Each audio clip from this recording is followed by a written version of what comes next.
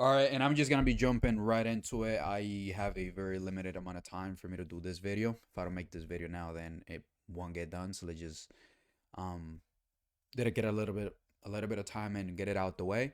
But this week and this whole entire month, we ended up profit 3.3K for the month, which is, I mean, it's an improvement. Not where we want to be, but it's definitely better than being break even or in a losing month. Looking at the frequency, it's definitely a lower frequency, taken to maybe one trade a week. Definitely, that's all you need for you to be able to make your ends meet. And this week, I ended up taking only one trade on the account, and it was a losing trade. And I pretty much took the whole week to backtest, to practice trade, to journal. And on Friday, I ended up taking a beautiful short that I profited like around $1,900 or so. And it was amazing. So for the month, things that I can say that I can improve is just my ability to get out of my head a little bit more.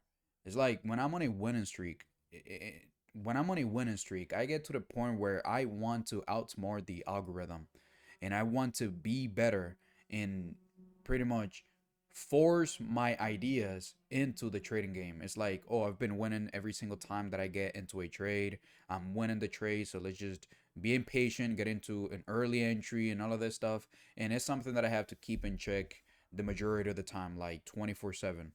And so it's one of the reasons why if I'm on a four consecutive winning streak, if I take the last four trades were winners, the first thing that I do, it's literally cut my risk in half and lower the risk. So as you guys can see, my loss was $483, um less than one of my winners. We had $1,600 win, a $900 win, an $800 win, and $1,000 win. So lowering the risk, it's one thing that I try to do to keep myself aware that I might be getting pretty close to a losing trade. So I lower the risk and I keeping myself calm, cool, collected, and trying to do the right thing. Uh, that trade I can guess go through that trade that I ended up taking, the losing trade, which was this short that I took on. What just happened? Okay. The loss that I ended up taking on Thursday. Um, Let me just go right into it. Like again,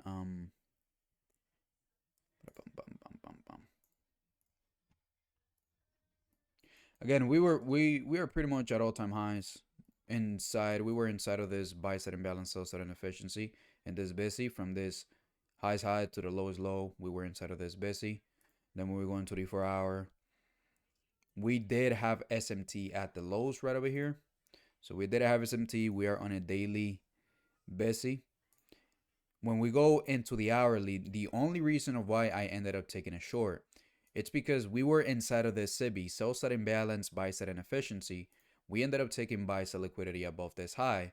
And then when we go into the lower time frames, we see price going into it, taking buy side liquidity right here. I was looking to take a short right here. I was like, and I literally said this on the stream. The fact that I literally said this on the stream. So when we are right here, I know the price is bullish, right? And I had an anticipation that price was gonna go above this buy sell liquidity pool. And one of the things that I was saying is that for me to be able to think about taking a long, I want to see a deep retracement inside of this bullish order block. And that is exactly what we got. We got a deep retracement inside of that bullish order block. But for some reason, I ended up just flipping the bias on me, and I never really ended up taking a long. If I was looking to take a long, it was definitely going to be here instead of this breaker where we dudes took some sell-side liquidity pool right here. We have a shifted market structure. We have a breaker. If we stand that to the right, the retracement instead of that breaker, then target and buy sell liquidity pool. That would have been the trade that I would have kind of took if I had an anticipation like I did in the morning session, but I wasn't comfortable taking any sort of long right in here. So then price ended up going towards the upside, taking the buy sell liquidity pool inside of an area where I am anticipating price to reject. And we have displacement to the downside. We did create a SIBI right up here. And I ended up going short into it. My stop loss was right above this high right here. And I pretty much just got stopped on the account, and my camera keeps going on and off, but it is what it is. But that was the only trade that I ended up taking on the account, and I was like, okay, keep on improving, going back to the drawing board and seeing the things that I must improve upon it. This trade was decent, even though the higher time frame narrative is extremely bullish, and we are keep on pushing from we're keep on pushing to all-time highs, pretty much. But it was decent. I'm not mad about it. I guess I need to lower the quality of this camera because it's gonna keep doing that back and forth. Hold on. Let me do this. Okay. All right. Let me go to this one. Hey, I need to take the time to edit these videos, man. All right. Let me see. Okay. All right. So going back into it, that was a trade on Thursday. I did take a couple practice trade like throughout the week. I believe Tuesday and Wednesday. Those were losing trades as well. And yeah, this week was back and forth, but I ended up taking a winning trade on Friday, which was taking advantage of the TAIF setup, which when we are in an expansion of the weekly range and the market has been going up the whole entire week. Friday usually tends to form a retracement back inside of the weekly range 20 to 30%. And that was pretty much what I ended up taking advantage of. I mean, this trade was amazing. We have Candyland right here, relatively equal lows. It just build up a lot of sell side liquidity down here. And again, we were at all-time highs, waiting for a smart money reversal. We have the inversion for value gap, which was my confirmation that we're gonna keep on going lower for prices. I was looking for this to get inverted. Very busy. Price, the moment it turned, I was anticipating this to function as resistance on price like it did. My stop loss was right above this candle right here because I was anticipating this gap to be a breakaway gap, but also allowing price to trade into it.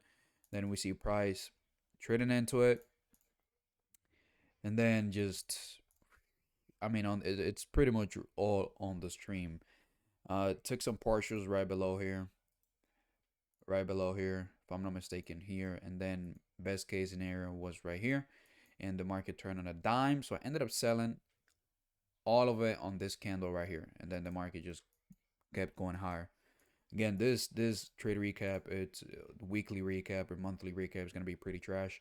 Don't get a lot of time to do it, but I'm doing it.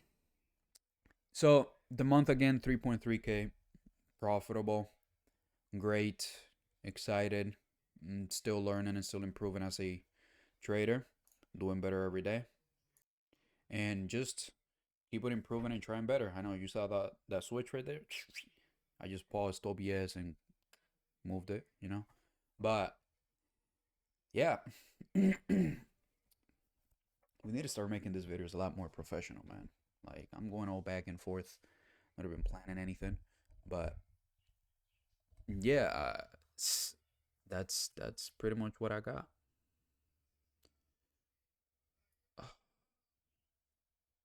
That's pretty much all I got. That's all I got. That is all I got. So, looking to improve a lot more, being more capable to taking a lot more trades and be profitable throughout the week. Even though that the system that I'm working on is still, it works and it's profitable.